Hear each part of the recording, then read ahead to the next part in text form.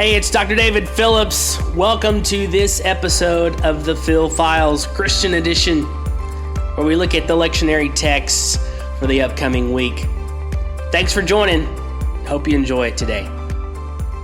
Hey, welcome to this episode of the Phil Files Christian Edition, and today we're going to be looking at the gospel reading for August 13th.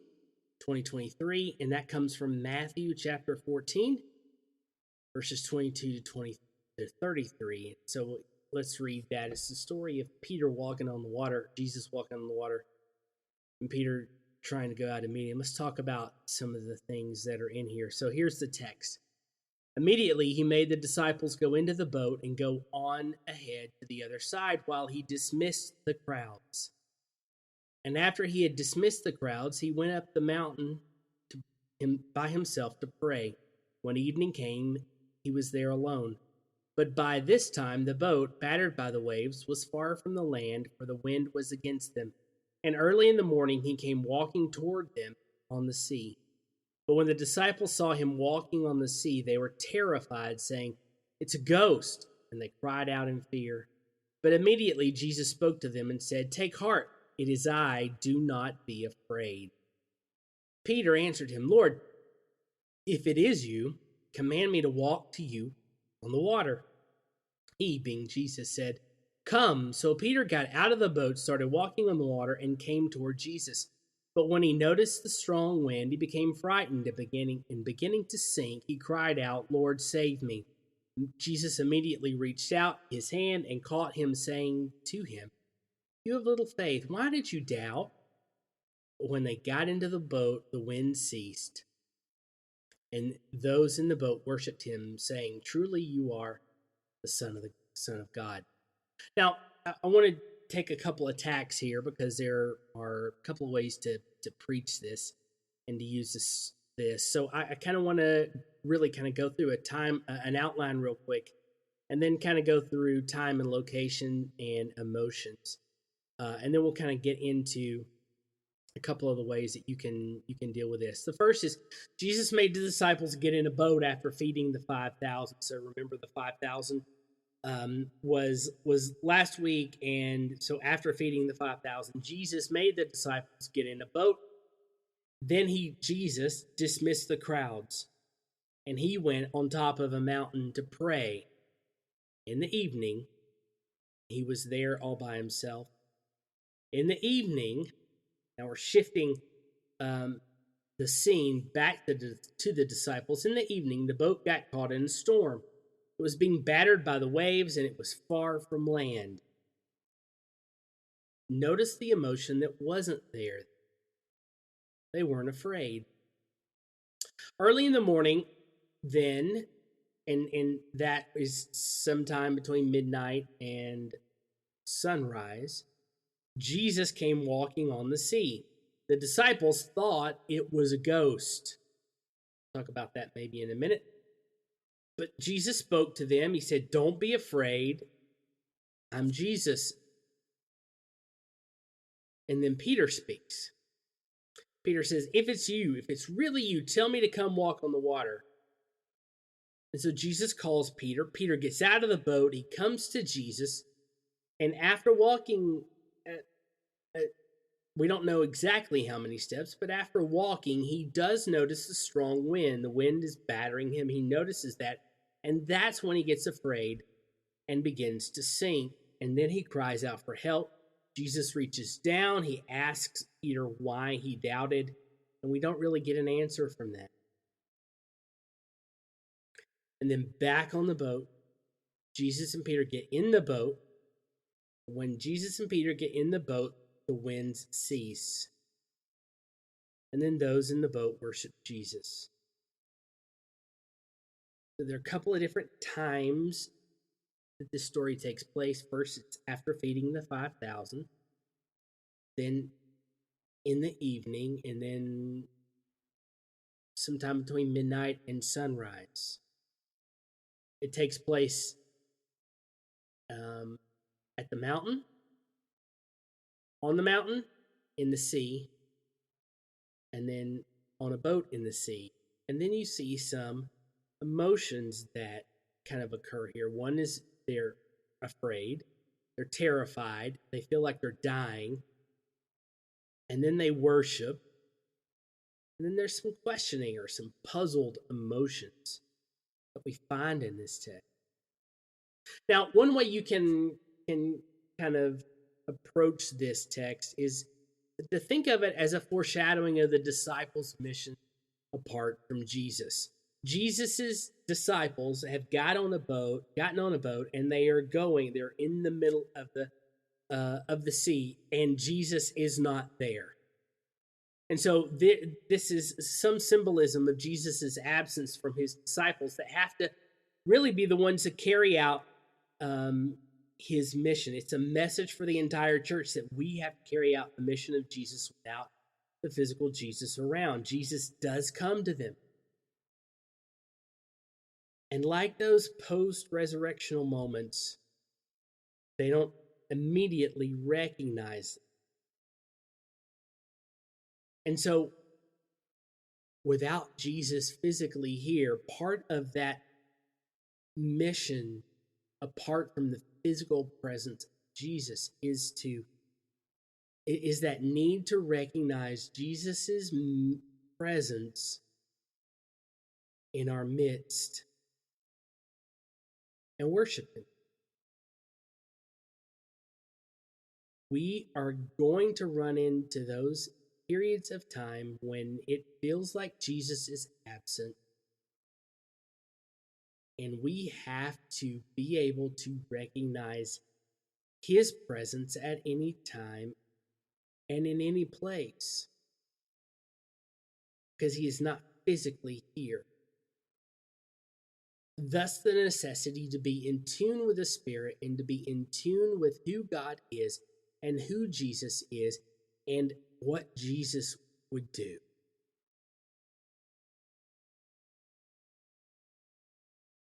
And so there's a need to recognize Jesus' presence and worship him, even when he is not there physically.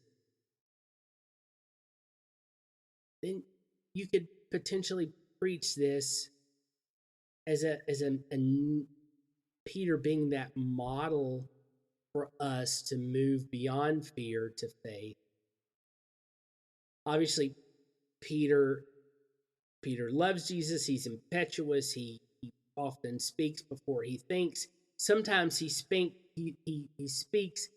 and then he thinks, but what he speaks is truth because it is prompted by the Spirit.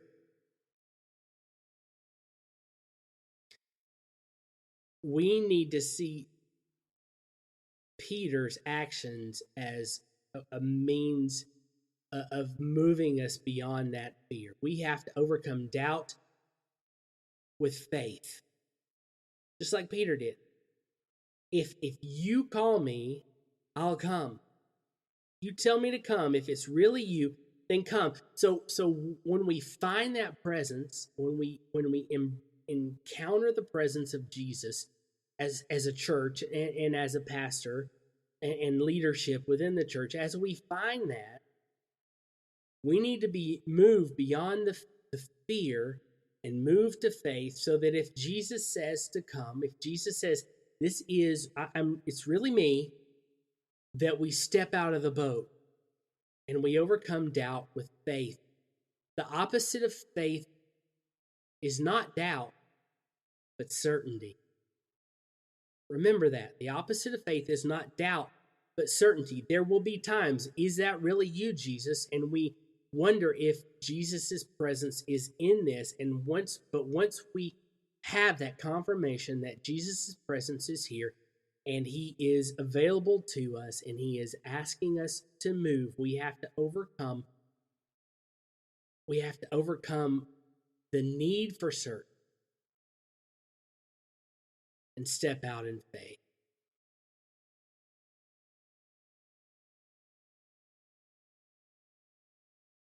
The community of faith will find itself below while Jesus is above. So we need that. We need to understand and recognize the presence of Christ and be able to step out and move beyond fear into faith, knowing that if Christ calls us, he will rescue us when we make that move. Now, I said a minute ago something about the disciples are not afraid of the storm. They're in a boat. It is being battered. They are tortured or tormented.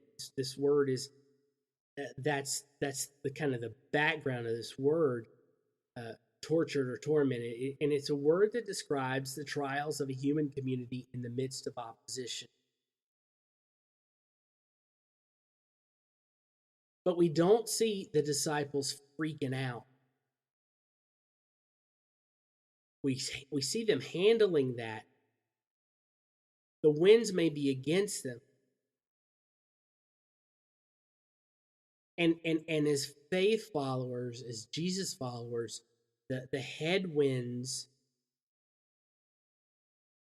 will be there as we try to live the life of faith. Those headwinds will try to keep us from living that, and they will try to resist those who are living the life of faith. But we need to move through them and move past them and not feel like they are torturing us, even though they're difficult.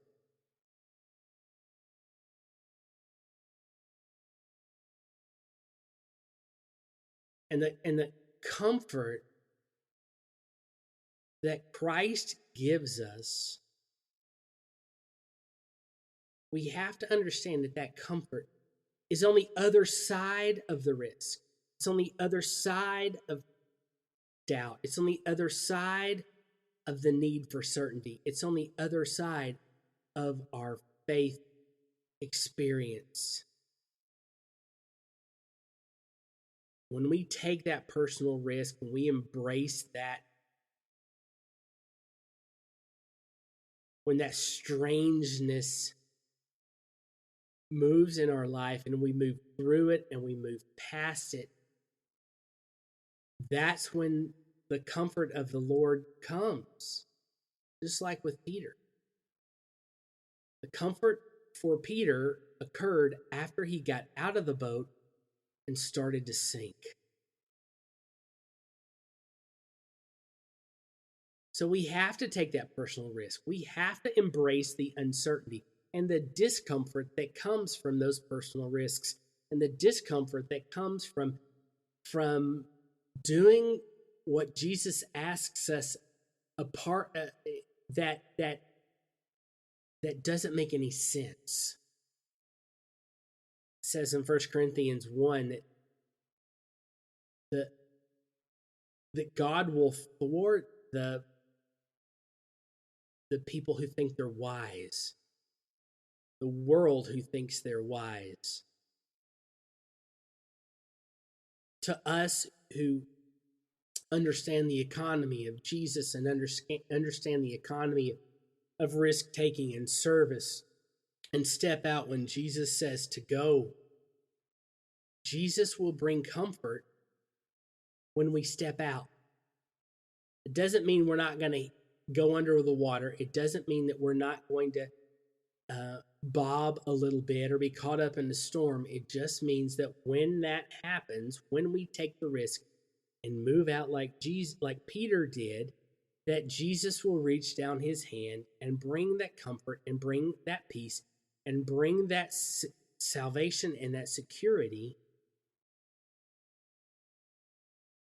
that only comes after we get out of the boat.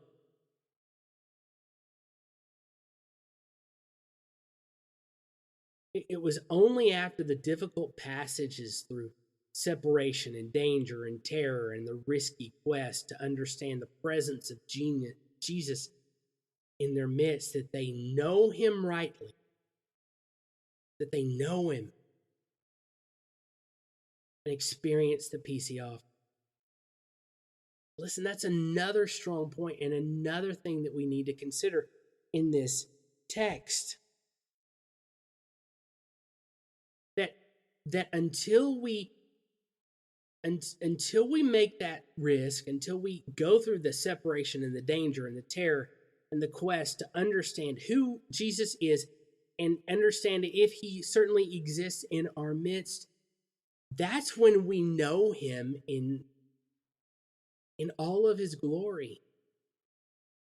Otherwise, we simply know him as this enculturated Jesus that has been created, and not the fullness of the Godhead resting upon Jesus. And so to experience his peace, to experience a strange peace nonetheless, but to experience that peace, to know him, to know the fullness of him, we have to take those steps. We have to pass through danger and terror and risk.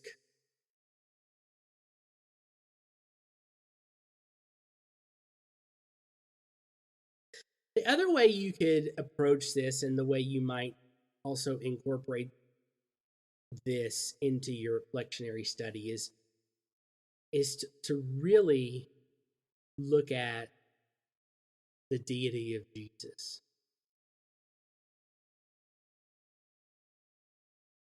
Jesus walks on water. And Karl Barth said that water in the first biblical creation story is the principle which, in its abundance and power, is absolutely opposed to God's creation. It's a representative of all the evil powers which oppress and wrest the salvation intended for the people of Israel. So when Jesus comes walking on that which is opposed to God, that's when the disciples are terrified. Not when they're in the boat, in the water.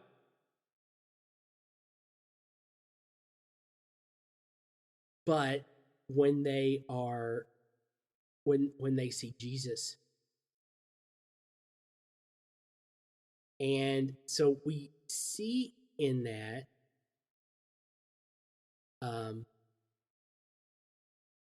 that Jesus is circumventing that which is opposed to the creation of God, just like Genesis. The waters were pushed back, land was created. This is indicative of a creation story. Who can walk on the water with such authority and power and freedom? Jesus is executing a role really here only reserved for God.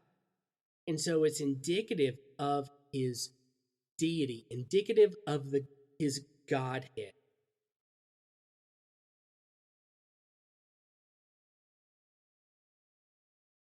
And so you can preach this as an example, or communicate this as an example of the deity and the Godhead of Jesus being expressed to his disciples again. Because the sea is this cosmic battleground between God and the power of evil. So when they see Jesus, they think he's a ghost, he's a deception. Is he really an agent of the power of evil? Maybe. Jesus reassures them he is God's agent by saying, "Come." Jesus reassures Peter that he indeed is the God agent. He is the one that is overcoming all of the evil within creation and is restoring creation to its beginning.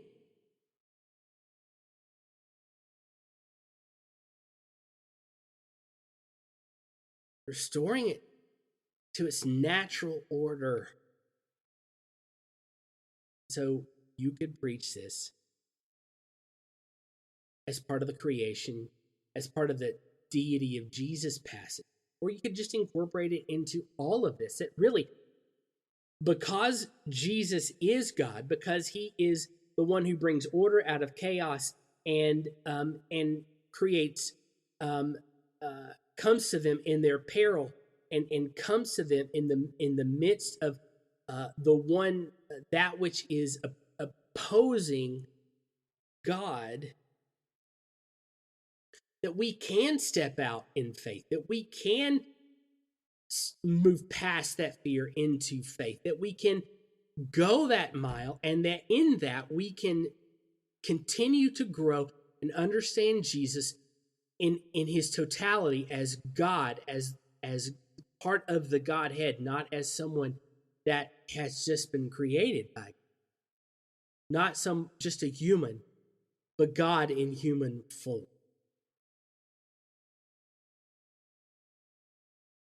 So let's kind of wrap that back up. So you've got the church, a way to understand the church and how it functions apart from Jesus being physically there.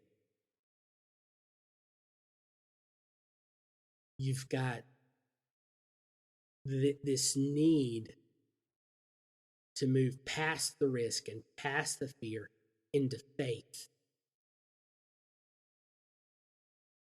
Because that's where the church is going to live. That's where the church currently lives. It lives in a world being battered and tormented and tortured by the headwinds of the world and forces which are opposing the growth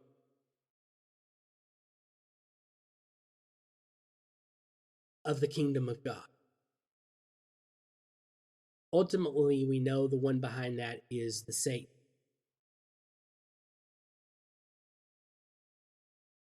And so the church in this tortured, tormented context needs to be able to understand and recognize who Jesus is, understand and recognize Jesus in their midst, and move past the fear and past the uncertainty and past the terror into faith.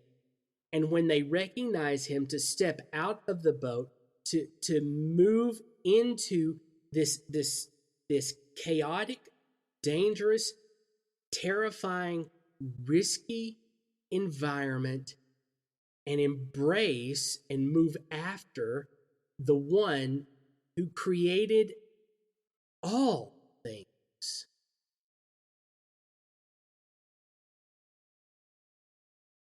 And in that creation, God will bring his peace through Christ to us. Despite the calamity, and despite the terror, and despite the danger, and despite the physical separation, and despite the risk. And so, church, as our call, we got to get out of the boat and get our feet wet and walk on the water of the one who created it all, so that we can move past and through those headwinds and impact our world for Jesus.